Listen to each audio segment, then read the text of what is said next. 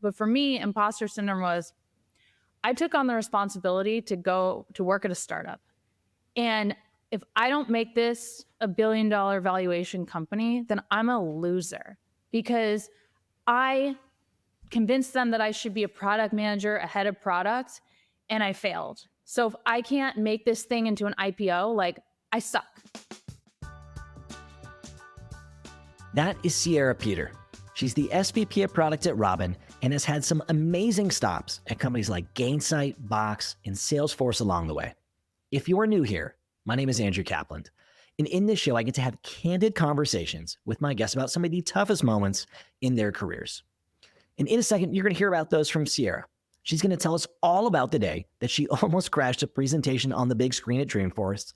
She's going to tell us about why working at a seed stage startup took a big toll on her mental health and how she navigated that. And she's going to share how she managed imposter syndrome as a new manager. Enough from me. Let's jump right in. You know, I have had success in my career, but I do consider myself somebody who was an underdog for a long time. I didn't come from that traditional, I didn't come from an Ivy League background. My parents were not career professionals. They actually were, they were professional dancers. I didn't have a lot of guidance in my life. My first tech job was at age 28, and I had to learn a lot of things on my own. One thing that impacted me a lot is I decided to post on LinkedIn about 3 or 4 years ago, the career trajectory you don't see, like what actually happened. And I posted my career trajectory starting at age 15. And from 15 to 21, I worked in retail, and I worked every day, or like I never was jobless from the time I was 15 to 21. From 21 to 27, I was a bartender, and I had, 5 or 6 different bartending jobs then. And then I got a contract job, and then I got hired full time. And then you start seeing, I got, into management, and I got promoted to VP, and I have these, great jobs for the last 15 years, but there's 15 years of struggle behind that. And that post got, I think, 700,000 views or something like that. It went viral, got tons of comments. A friend of mine who worked at LinkedIn said, I saw your post. It was like one of these internal highlight moments. And I was really glad that I could impact people and show them that it's not super easy. You're not just born with it. I really appreciate the opportunity to share my experiences because there have been highs and there have been lows, and got to work through those. And I think we should talk more and more about what we've been through to get to where we are. Love it. And what do you think about the post resonated with so many folks? Like, why do you think it went so viral? I think it went viral because a lot of people are probably in that same position, feeling like they're dead end. Maybe they're working a minimum wage job. They feel lost. They don't have direction. I mean, I remember sitting on the beach with a friend of mine when I was 23, and I lived in San Diego, and mostly enjoyed the beach bum life at that time. But I was like, I don't know what to do with my life. What am I going to do? I really just I had no idea I would ever work in tech. I think a lot of people go through that. Right now, especially, is a really hard time with layoffs. Some jobs may be going away permanently, but I think it's a really hard time for people who are out of work and they feel like it's something personal about them. And I went through a similar situation where I didn't work for about 6 months. I had left a job without another job. And I felt like maybe I had gotten lucky with the first couple jobs I had in tech, but I didn't actually have that much talent. And maybe this wasn't for me. And what I ended up figuring out later was some of the jobs I interviewed for were not for me. And they wouldn't have been right for me either. And I wasn't the right person for a number of reasons. There are a lot of things, some things I'm a perfect fit for. Like my job right now, I love it, but it's like a medium-sized startup. And I love it for a couple of reasons. One, I love the people. Two, but one of the most important things is I bring something really unique to that place with my experience that others can't. And that's like working in employee experience and like HR software. That's not something I didn't wake up one day and say, I'm going to work on employee experience and HR software because that sounds like really cool and fun. But you know what? I happen to get the most experience in those areas, and now I'm a world expert in it. I learned to embrace, like, I am a world expert in building highly usable enterprise software. All right, so let's back out a little bit and contextualize your journey. And then I want to double click on some of these moments in our conversation here. So you talked about, I was a beach bum in San Diego, came from parents who were dancers. You talked about how I felt like an underdog. You were bartending. What were the first few steps into the world of SaaS and marketing and the world that you've grown into? I really did enjoy bartending, but I knew that this was not something I wanted to do for the rest of my life. However, I got my first bartending job when I had turned 21. I was good at it actually because I could multitask and I could do a lot of quick math in my head. And so that was one of the things that made me good at it versus like the customer service side. I try to be nice to people, but I was better at other parts of it. And with that success that I had, because I had high sales, I got a bartending night at the place I worked. So I got the Wednesday night and I was responsible for bringing people in. I wanted to learn how to promote my night. And so in order to do that, I think MySpace was the social media at the time. So I wanted to learn a little bit of like HTML and code, and I wanted to create graphics. So do a little bit of graphic design to promote my night. And I didn't know people that had these skills. And so I went to the internet and said, what should I learn?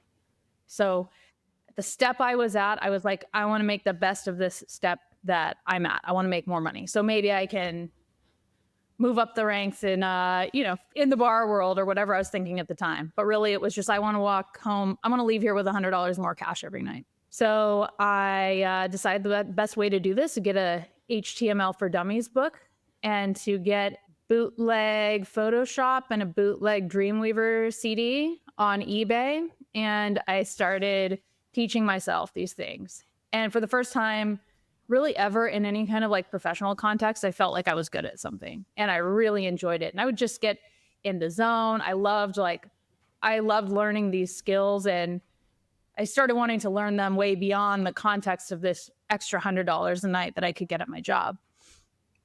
So I was able to publish my flyers and did really well on those nights, but I had a turning point where I was told by the GM that I was up next for a management job at this bar. Something clicked inside me and I was like, if I take this job, I'm going to do this for the rest of my life.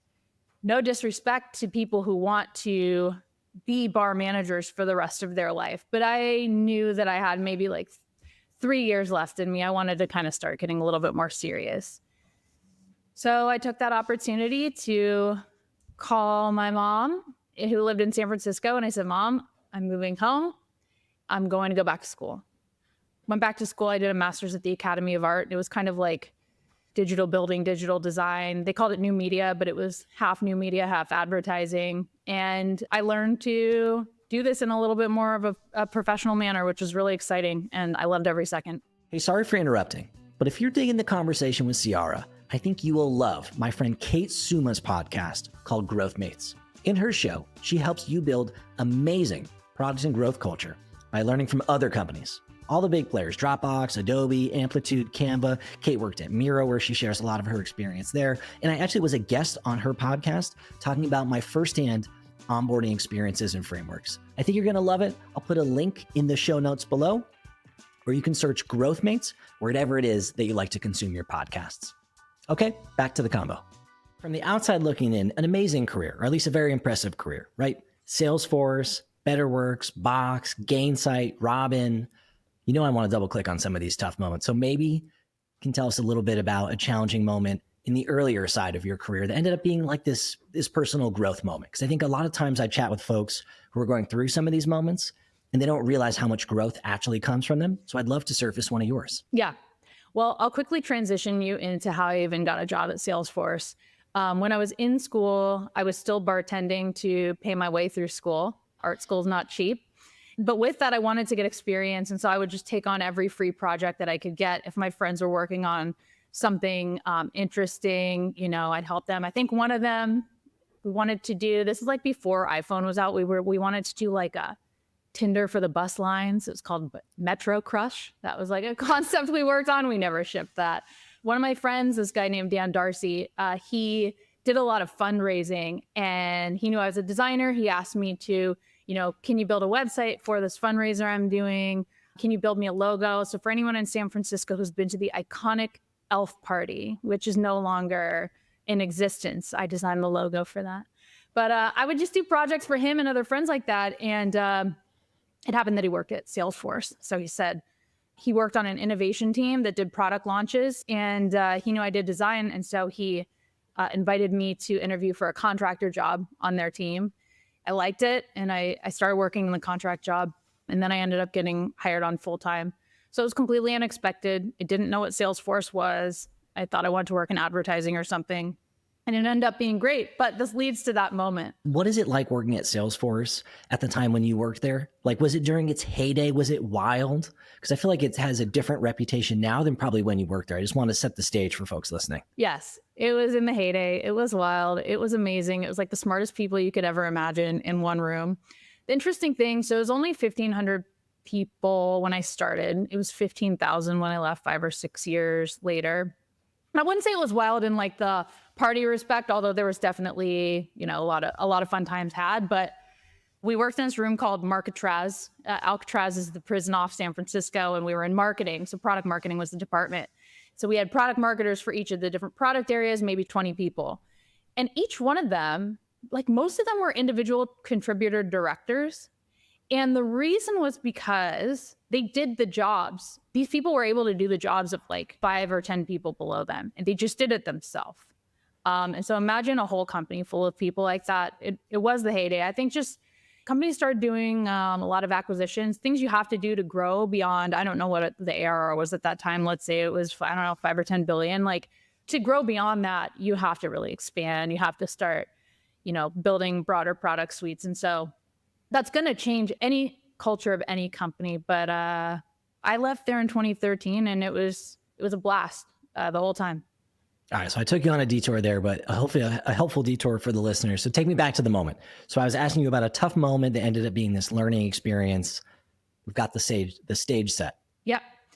So for the product folks, I think Mark Benioff mentioned this on maybe Lenny's podcast recently or another podcast. He talked about the viral time where Salesforce went to the Oracle conference and protested the Oracle conference. Salesforce is doing all kinds of these like stunts. And the team I worked on was kind of like the stunt team. We were responsible for not the sort of event stunts, but we brought new concepts to life. So this first year that I got hired, it was about 2 months in, and we had the Dreamforce conference where 10,000 people were. I was the designer. I did some front-end development as well. And this year we were responsible for building a Force.com app for Neil Young's electric car. So if anyone's ever interested, looking this up, this is the famous singer Neil Young, who I think lives in Marin County, is probably friends with Mark Benioff. You can look up Link Volt, Dreamforce 2008, part 3 or something like that if you're curious. I looked it up yesterday and I was like, wow, I can't believe that I designed that. It's hideous, but it worked for the time. It was very skeuomorphic design. I was responsible for designing and building this thing where we would track the stats of the electric car on the Force.com platform. It was a way to show off all the capabilities of Force.com, but also like have a fun story around it. Well, we were just iterating, burning the midnight oil, working around the clock. And the morning of, I was still getting some of those last minute edits in. And I was sitting in the audience of Dreamforce doing that. And I broke the code. So this was going to be the first like big, exciting demo. And I broke the code. I wasn't a real engineer. I'm not like downplaying myself. I really was just kind of as a front-end tinkerer. Wait, is this something that they're going to put on the big screen? Big screen, 10,000 people, initial 5 minutes into the keynote, like they're going to put this on stage. I'm sitting in the audience with my computer and not able to find like which bracket I'm supposed to put somewhere or, whatever. Fortunately, I was able to find the actual engineer on my team, a guy named Lexi. He's a legend for building some great Salesforce stuff back in the day. He saved me and he fixed it and everything was fine. And so were you slinking around like in the moment? Because I can picture what that room's like. I've been to Dreamforce, but I also worked at HubSpot at a similar size. So I can imagine what that room feels like. It's a bunch of chairs, you're sitting there, you're looking around the room, you're trying to make eye contact. Like, were you like ducking down as to not block people's view as you looked for this person? Like, how did it actually happen? Do you remember?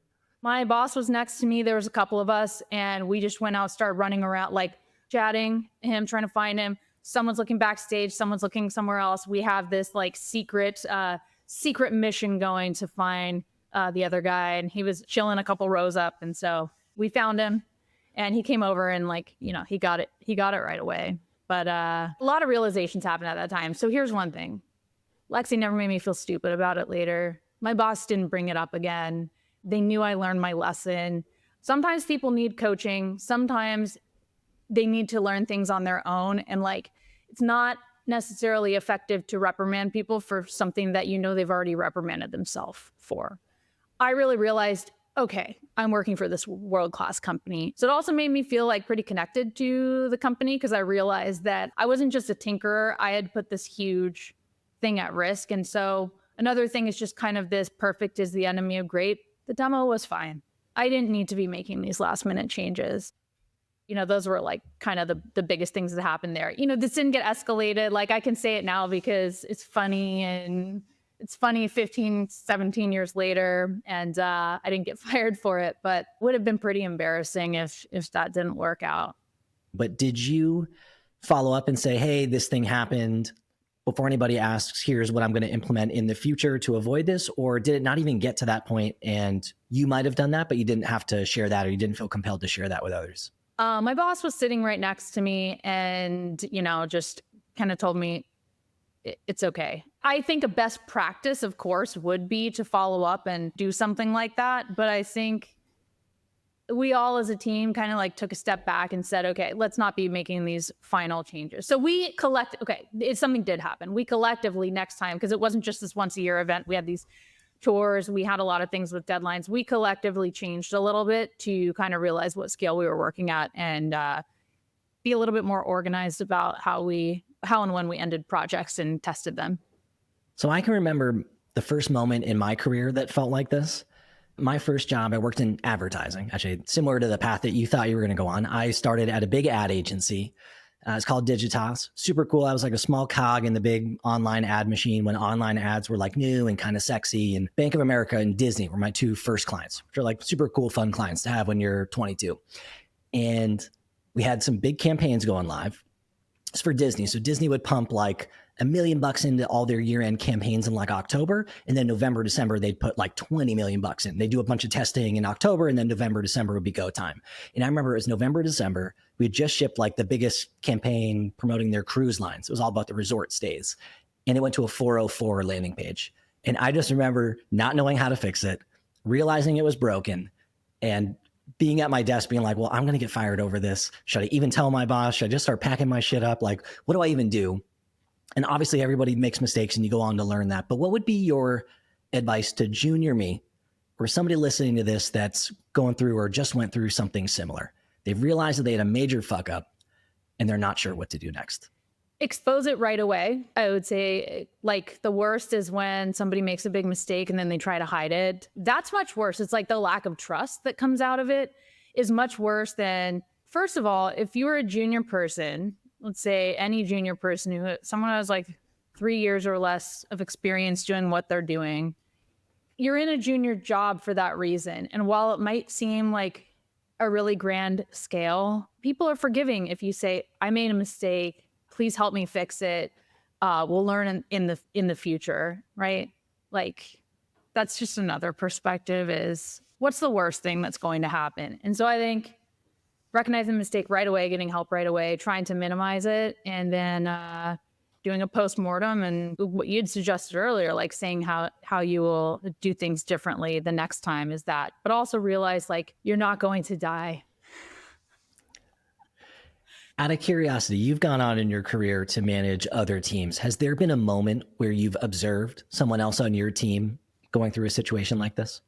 Yes. And there's not like a specific one that comes to mind right now where there was some big mistake, but maybe smaller mistakes. And the person, repeatedly says like, maybe make jokes later about like how please don't fire me or something. And you have to put things into perspective. But I think I think it's important to remind people that they're secure and they're doing a good job. And just because if you're a type of person that says, I don't need constant affirmation, especially like once you get to like an exec level, especially if you work directly for a CEO, like they're never going to give you compliments. That's okay. Like most CEOs don't, because they're like, you're a professional, you own your thing. It's not a big deal. And so I don't need as many compliments myself. I just say, please tell me if I'm doing something wrong and my job's at risk. So I don't give as many compliments. It's also just not in my nature. And I have to work at that. So I think for people who are in management, like maybe work a little bit to recognize people a little bit more than you may need that recognition. I want to double click on something that you just said offhand, if you're okay with it. You said when you get to the executive level, you often work for CEOs. CEOs often don't give you a lot of, use my words, not yours, but a lot of attagirls or attaboys. And this is something that I've noticed when I work with coaching clients. They get promoted to some leadership level, they're reporting to the C level, and they're constantly worried about if I'm doing a good job or not, because they either get no feedback whatsoever, or the only feedback they get are corrections, and they feel like it's them. And so you just shared a really interesting perspective, which is not that. I'd love if you could just elaborate a little bit more about how you learned that. I worked 3 different companies within 5 years at one point, and I realized I hadn't gotten a performance review in like 7 years. CEOs most of them just are like, you guys don't need the performance review. We're not going to go through that whole process.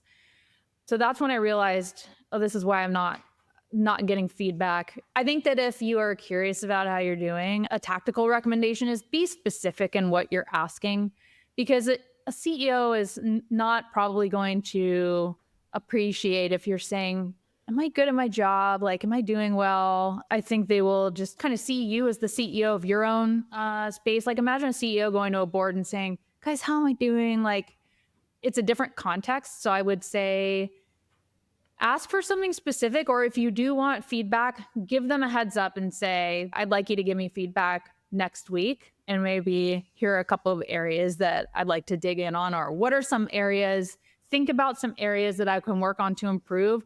Something that's worked the best for me is the person's come back to me and said, well, what do you want to get better at? What's your goal? And I think knowing what your goal is, like you might just be doing great at your job and could do that job forever. But if your goal is, I want to go from a VP to a chief product officer, what's the difference there? Or I want to be CEO one day, or one day I want to be on a board, or I want to leave and open a flower shop. They will give you very different types of feedback based on each of those things. So I think stating your goals, and I've never had a position where the boss has said, like, let's say that my goal is not to exactly do the next step of that company or career trajectory. I've never had them push back and be like, oh, well, you shouldn't work here anymore. Your job is now at risk because you're not trying to be like this next level of corporate anything. I think most bosses realize like people change jobs and or companies every couple of years. And so their job is to help you to be the best. And there have been people I've worked with in Boomerang from different companies that I worked in one company, then we split off for a couple companies and worked together again later. And so it's not just about that job. I think people who have enough experience, they know that like it's the long game. So if you're gonna need to leave them for a little while and go do something else, well, maybe there's a better opportunity later to work together. And I guess what I'm hearing you say, if I could just use my own words to summarize what I heard, is that at this level, it's more about managing up, and that it's probably not the right expectation once you make it to the level you're reporting to execs or to a C-level person, where they're going to manage down in the same way that you're probably used to. So that is expected. There's nothing wrong with that. And you need to take more ownership over your career in the areas where you want to grow and where you'd like to go, more so than when you're a senior doer. Yes. One thing I do a weekly update to email to my manager, and he didn't ask for it, but I find that if I'm going in a wrong direction, he'll just respond to that either in the email or on the next one-on-one, and we'll address it in the moment. And that usually is appreciated and usually gets ahead of things. Love that. All right, let's switch gears. So we were talking about Salesforce, lost a bracket, almost had it show up in a really bad way in front of everybody at Dreamforce. Is that the only low in your career, or is there another one that you've encountered that you're comfortable to share? I definitely have had other lows. So after I moved on from there, I really wanted to move to product management. I figured out at some point, and it was going to be kind of hard to do there. I would have had to take a lot of steps back. So by this time, I was in like a design leadership role. It was just like not the type of PMing I wanted to do. So I got an opportunity to go to a startup, a seed stage startup, and become their head of product. I was pretty excited about that. We got funding right away. So we got, went through Series A, Series B, exponential growth for a few years. And there were a lot of positives, but it was tough. I was commuting from San Francisco to the South Bay. It's like 2.5 hours every day, working around the clock. There were a lot of instances where like artificial deadlines and anxiety, it was that type of environment where it was, let's set a date and whatever you're going to ship, like, can you ship it 5 times faster? I don't want to say that, no, I know the early stage like isn't for me, but not because I don't want to work hard. There's like a type of working hard and there's working smart. I don't think we were always working smart. I think it was like you prove yourself in the hours.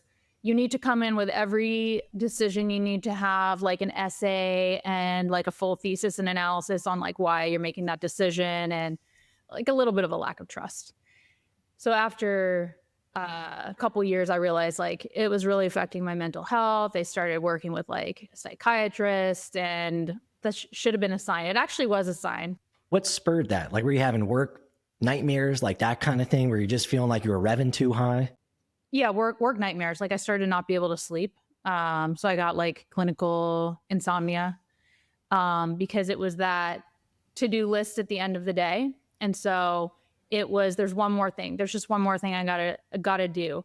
I couldn't actually take myself out of the environment. So even when I was like hanging out with my friends or partner or whatever, all I could think about is work. And I would get, urgent requests to move something 7 pixels over or something. And so like every time, like people have the PTSD from the Slack messages or like a text at 2 a.m. about something that seems trivial. And I know that some people go through actual serious life events where they develop PTSD, but like I was working at a Silicon Valley company, but when everything feels urgent all the time, it's really hard to one, step back and actually be good at your job and like be strategic. 2, like you don't know what is urgent, and your priorities start to really shift. So I felt like it's like survival mode, and then everything like health and wellness related sort of falls apart, relationship related falls apart. And so that was what I was experiencing at that time. Well, first of all, thanks for sharing that. And that tracks with me. Like with my own personal journey, I've noticed that, and with a bunch of folks who I work with. As humans, we're not made to be on an endless sprint. And when you're at an early stage company, and when they're not doing well, it's an endless sprint. And even when they're doing well, sometimes the sprint is even faster because the mountain's just getting bigger in front of you. And the more success you have, the larger the next goal is. And so you never really get to catch your breath. And it's really tiring. And so why do you think it's so common that we have a hard time letting go of whatever's happening during the day and detaching from it and unplugging in the way that somebody might do if they owned like a convenience store and they closed up shop for the night? Like, why can't we close up our shop, so to speak? I think because others will work and others will go to the shop and work, and then you feel like you're not part of the team. And I think that this is actually like one of those ways that imposter syndrome like comes out. A lot of people think of imposter syndrome as, I know I don't feel like I belong here. I don't feel good enough. But for me, imposter syndrome was, I took on the responsibility to go to work at a startup. And if I don't make this a $1 billion valuation company, then I'm a loser, because I convinced them that I should be a product manager, a head of product, and I failed. So if I can't make this thing into an IPO, like I suck. I should never be hired again. Like that was my mind state. And so I was like, I have to keep pushing and pushing and pushing through, or I didn't hold up my part of the bargain. And I actually got another job offer about 2.5 years in, would have been a pretty cool opportunity. And I tried to leave. And the response was, your job here is not done. There's a couple ways to do that. One is an inspiring way, which is, but your job is not done. Like, we have these great things we're working on. We need to finish. It was your job is not done. You didn't do the job yet. And I believed it because this is my first time. Like, I don't know what startup environment is like. I don't know what the VCs say. And I thought there was just really this thing where like my job actually wasn't done. And so if I had left, I would be blacklisted because I didn't finish my responsibility. When you're done, your job is done. We were like doing sprints, creating software features. It wasn't like we were, again, building this rocket where I was like the only one that knew how to do it. And if I was, it would have been silly for like other people to not have that knowledge. My job was done, and it was like a tactic. And the takeaway there is, if you know that it's time for you to move on from something, like be proactive about it and listen to yourself. So by the time I did leave a year later, I like just slept for a month. I was like propping myself up on pure adrenaline and coffee and anxiety during that time. And my realization there is like, I wish I would have just listened to myself, and also had a little bit more guidance. Like I wish there were more people that, because everyone wants to protect their image as this Silicon Valley like startup executive. And so they don't talk about what's really happening. There's a lot that's gatekept for people's own image and reputation. And so I didn't really have access to any of that. Want to take a quick break in the podcast to tell you a little bit about my coaching programs at Delivering Value. I offer both one-to-one coaching and coaching for teams, where I walk you through my 4-phased approach designed to help you increase your influence and your impact if you're working in growth. We'll work on developing your growth model and your strategy to make sure you're pulling the right levers. We'll work on installing a repeatable operating system to get the work done with a focus on experimentation. We'll work on implementing both the strategy and the operating system, which is all about collaborating with other teams and communication and alignment and the leadership skills needed to execute this kind of cross-functional work. And we'll zoom in on specific frameworks to help you break through your plateaus and bottlenecks. It's a mix of coaching calls over Zoom and async collaboration with me. I've supported amazing people all over the globe, from companies like Copy.ai, Notion, Sprout Social, Pendo, Lucia, ProWriting Aid, Motion, and a bunch of others. Visit my website, deliveringvalue.co/coaching, which I'll put a link to in the description. You can learn more and maybe set up a call to see if we vibe. If you could go back in time, what advice would you give your former self? So if you could play that advice role, that mentor role for your former self. I think being title driven is important, but like, for example, I had opportunities to interview at like Fangs, and Fangs didn't have the same title structure. So you go from being a VP somewhere to being like a manager somewhere else. And like I scoffed at that when like clearly there's, ICs like making $1 million a year and having these great learnings like after being able to do that. I wish that I'd been a little bit more open-minded to like different title tracks. I always was under the impression that if I can just get to a certain level, the like comp will follow. And like my whole goal for progressing was like to get to a certain like comp and level of responsibility state, that so I could kind of do whatever I want. But then you get trapped there and you're like, how embarrassing would it be for me to take this this like downgraded title? And that really like was never the goal in the first place. When did it become that? That's a question I still kind of like have to work through. Don't quit a job unless you have another job, because people will perceive that you got fired, you did something terrible, you weren't good at your job. Like my confidence wasn't there after leaving this company. And so that's why I struggled to like find my next thing, because people could tell I was exhausted, I was burned out, had some good things to say, but they came with like a layer on top of them and it felt insincere. I know why I struggled to get a job now, like for a couple months, but I didn't at the time. So I would have been a lot more proactive about like making my next step earlier. And how do you let go of that?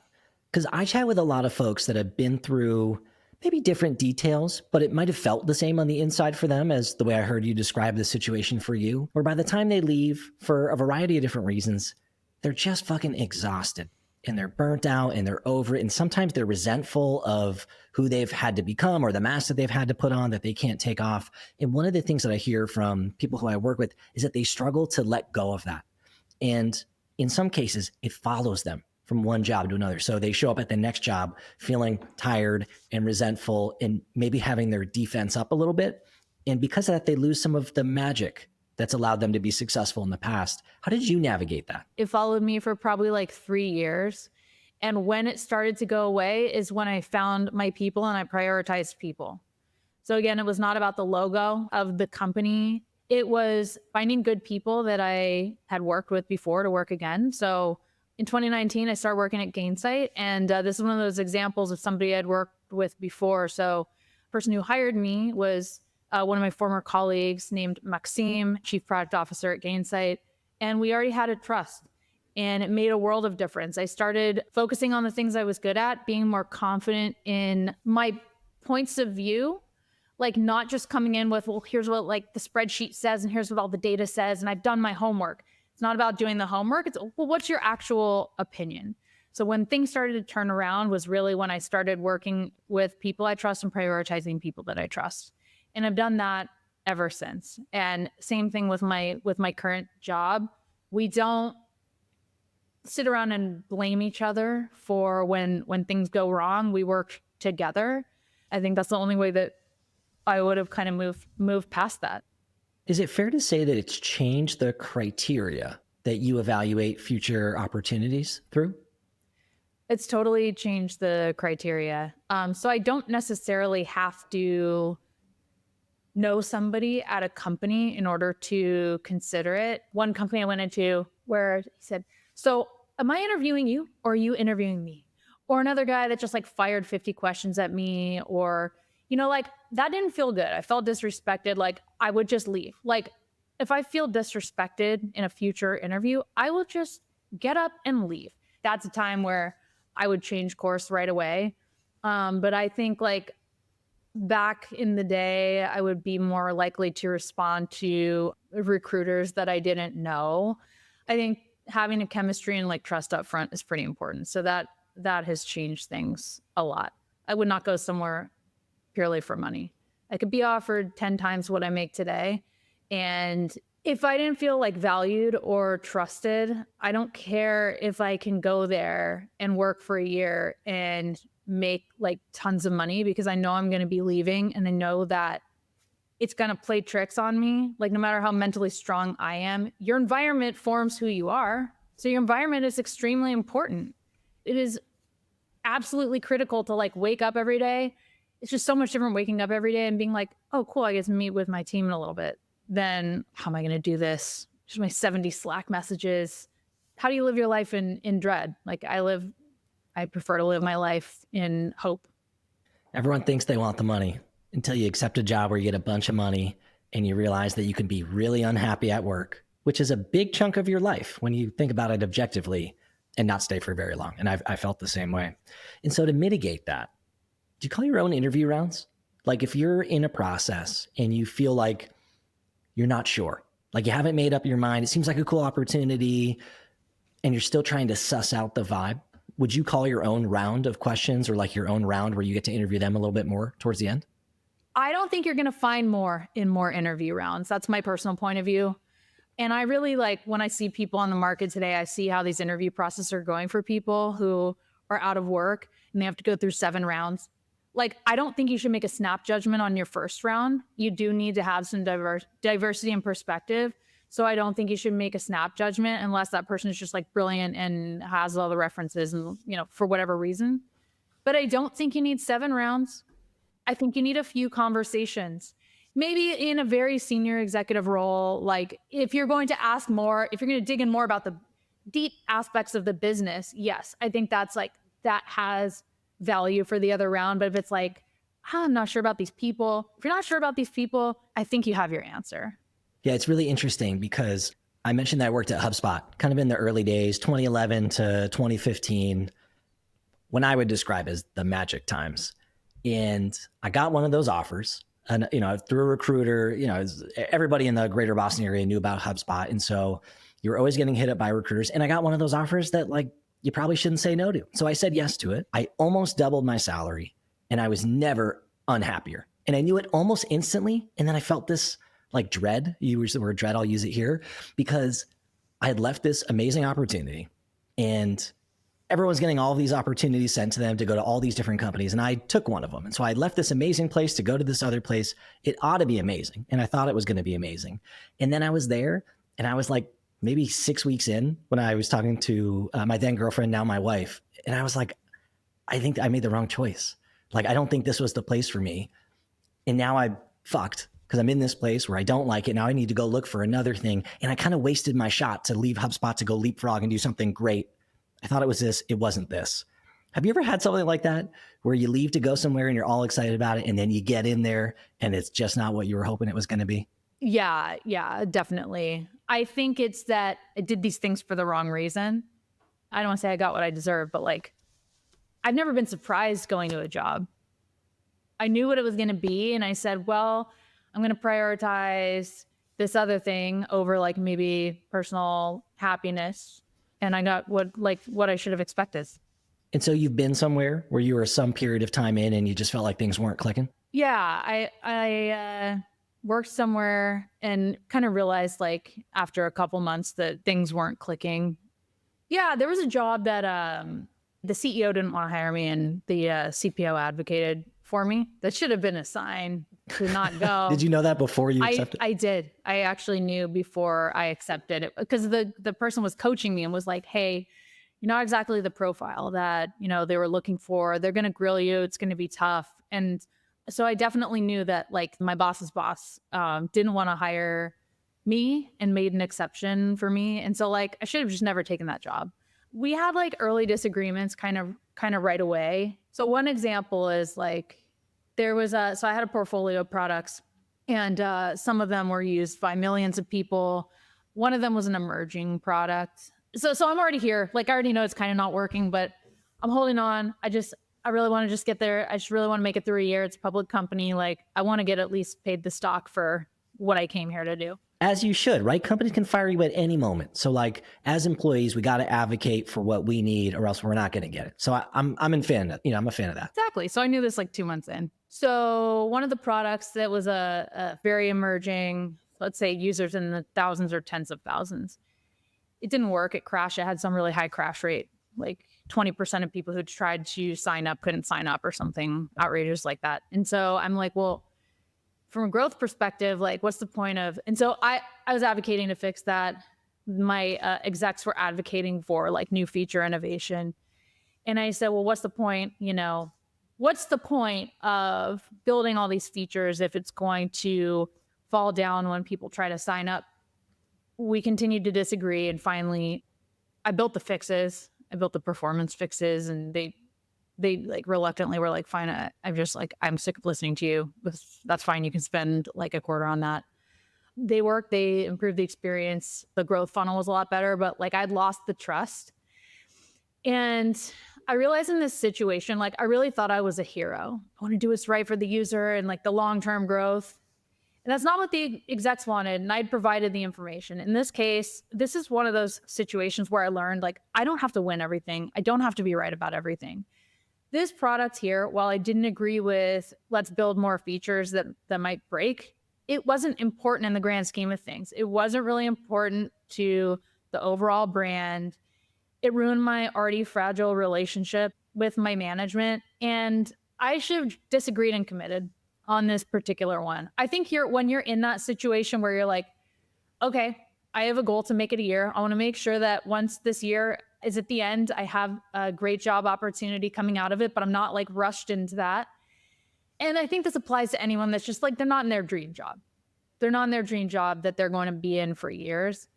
I learned that this would have been an opportunity to disagree and commit because you say your piece, they know the information. And like also having been in leadership now for a long time, there's information that they had that I didn't have. They don't necessarily owe everybody an explanation for every decision. And so I probably would have changed things there in kind of trying to navigate this workplace that like wasn't going to be the longest term thing ever. And so it's interesting. You're saying that because you push too hard, I'm going to use my words to summarize what you said, but tell me if I'm off here. But because you pushed too hard and you didn't play by the rules they were hoping you were going to play, that's what eroded your trust? Not the actual decision that you made, but because you wouldn't go along with what they were hoping you were going to do? Is that sort of the TLDR? That's correct. And I think maybe like there was a perception of they didn't know me well enough to know that like innovation has always been my thing. Like I want to innovate. I don't want to be fixing performance. I'm not an engineer. I don't even like know what's going on here. I just want to, I just want it to work. So I think it also developed a perception that I was more of like an incrementalist, and that I enjoyed doing these type of performance fixes when all I wanted to do was get to the part where we could start having fun.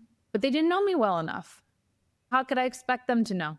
And so how does someone think about this? Because the balance between holding your ground when you feel conviction about something versus disagreeing and committing and going along. How do you personally think about that balance and that tension between the two? Because obviously you made a decision here. If you could go back in time, would you make a different decision based on how you think about it today? I may have spread out the work a little bit more.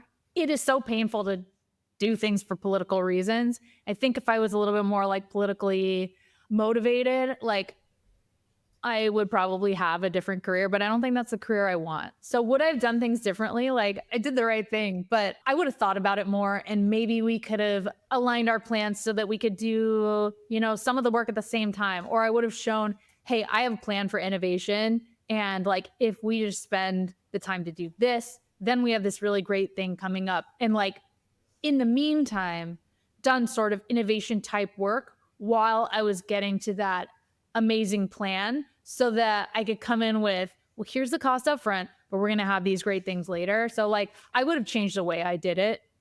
Because the fear for me at least is if you disagree and commit, but you've got information and conviction that maybe it was the wrong call. Then later, let's say I was in your shoes and I said, hey, no problem, I'll ship the new stuff. But then later, churn is sky high, no one's using the new stuff.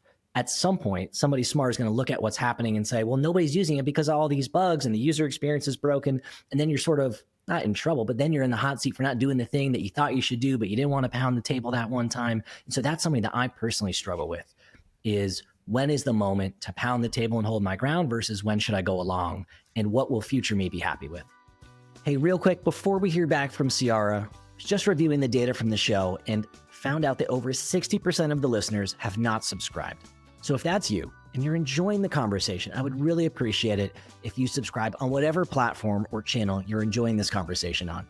Or if you're already subscribed, you can leave a review on Spotify or Apple. The algorithms really like those signals. And as your host, I really appreciate it too. All right, enough from me. Back to the combo. I would have still pounded the table, but then I would not have moved forward. And I would make sure that it's known that the table was pounded and that we're still going to move forward in that direction. And then also looking at, if this was my only product I was working on, then I probably would have continued and said like, had also the time to say like, well, here's what the benefit would have been if we do this now, like think it through more. This is one of like 10 or 15 products, and the other products were way more important.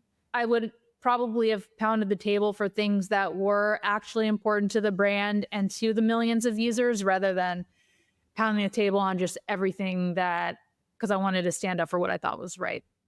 Earlier in our conversation, you mentioned times when you felt imposter syndrome. So I wonder if you could elaborate on that a little bit, because I think what you were sharing was really interesting. You were saying that imposter syndrome for you usually creeps up differently than I think other folks. Yeah, imposter syndrome for me has crept up in some very strange ways. Times where like I thought I was like a regular person, but other people perceived me as this like executive, and there was a big mismatch. And so at this company that I had the bad vibes with and that were partially my fault, the first week I came in, and there was this like big review meeting that every product team had, and one product team would go every week. And the PM who was presenting that week was very good. She was experienced, had done her job. And at some point in the meeting, like, did you do any user research?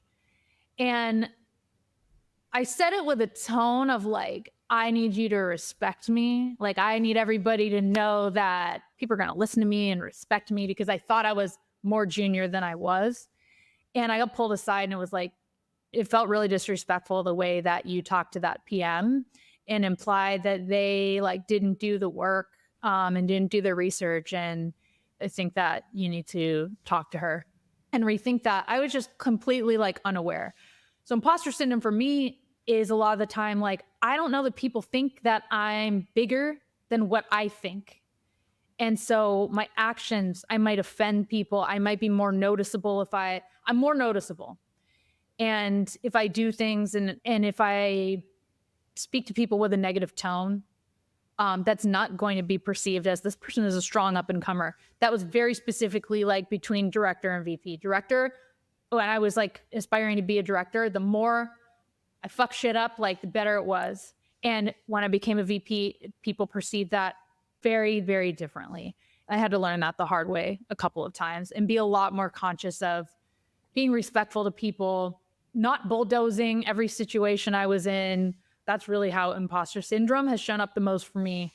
There's other scenarios where when people are new managers, they often get people who maybe have a few more years of experience working for them, maybe somebody that even wanted their job, and they are afraid to actually manage that person because they perceive that they don't have as much experience as that person, or maybe that person wants their job.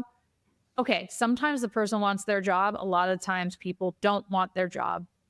I thought when I was a new manager that everybody wanted my job and I was the bad person because I got the job and everybody hated me. And so I was afraid to actually manage people. And I learned later, people like, I have a family, like things going on in my life. You don't. Like, you choose this. This is your passion. This is your family. Like, I have other things going on. I don't want your job. That was a nice realization, I think. And it's true. Like, I do choose the lifestyle that I have. And I love working. I really love working and I love creating. It's not for everybody. Sometimes people just want to like show up. Sometimes people want to do the 9 to 5, do it well, and leave. And that helped me to be more confident in managing people. I felt the same way when I first got promoted to being a manager because I was in-house and these people were my peers and my friends. And then all of a sudden I was their manager and I was doing their performance reviews, and like some were older than me, some made more money than me, but I was still the manager. And it just brings up all these weird feelings. So what advice would you give a new manager listening to this who's struggling with some flavor of these feelings? They're now managing a team of their peers and they have this big identity shift, and maybe this identity shift is coming out in unhelpful ways for them. Micromanagement, meddling, self-doubt, imposter syndrome. What do you want them to hear? Well, there's a couple different perspectives on this, but I usually say to the manager, you own this product area, or you own this area of whatever it is you're working on. You're the owner of it. And so if the person that works for you isn't doing the job, you're responsible for it. That's the kind of like negative boomer way of saying it. But the other, another approach is like, understand what that person's goals are and ask them what they would like help with. I think you can take both approaches to it. It has been effective when I've reminded the person, like, you're not their coach, you're their manager because you are the owner of this area. And so you need to like respectfully work with them to help you to achieve the goals. I'm holding you responsible for what happens in this area. It's been effective. Switching gears, you posted something on LinkedIn. I thought it was super interesting. I want to read you the quote, and then I wanted to hear how you learned this because I think it's super interesting and applicable to my audience. And you said, in my early days as a product leader, I'd come to every meeting with projected sales and churn and ROI projection, scope estimation, impact, frameworks for every line item in the list. And instead of giving the impression of being well-researched and well-respected, it distracted the audience and it provided stakeholders the opportunity to poke holes in all the minutia and small details of my plan rather than focusing on the bigger picture. And then you shared some additional context to that, and you said balancing strategic research with concise communication is the key to unlocking trust and confidence in your pitch. How in the world did you learn this? Well, I was the data bot for a long time, and there's the information overload piece. The more information you bring, the more likely there's something that could be debunked. So you get on these totally random tangents if you are starting with a bunch of facts. Secondly, why should you be in a leadership position if you're just reading off whatever you can get from your, analytics system or customer feedback or however you collected this stuff? Why are you in this strategic position if this is all information that's already available to me? You need to have an opinion. When they're faced with a problem they need to decide on in a short term, they're not going to need teams of people to go do research. You have enough experience where you can say, you know what, based on A, B, and C assumptions, I'm going to make this decision and we're going to go with it. The last part is storytelling, because people have no attention span. Like, this really changed when Twitter came out, I think. Like, Twitter was the first one. We talk about, TikTok and Snapchat and all this attention span. No, this is when Twitter taught people to write in, like, what was that, 120 characters or something? So people started being really concise with their thoughts. And people have no attention span whatsoever. So you have to talk to them like a human and appeal to them with a story.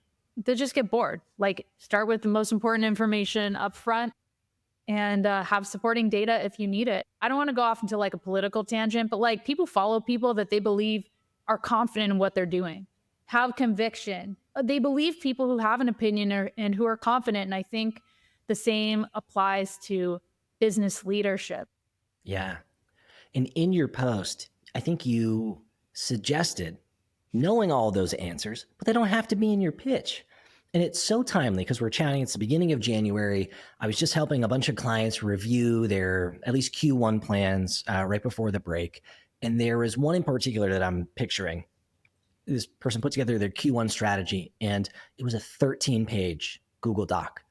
And I was like, this isn't it. Like, I don't want you to share this with your execs. I want you to see if you can whittle it down to like a small number of paragraphs that you can fit on one page with an executive summary at the top.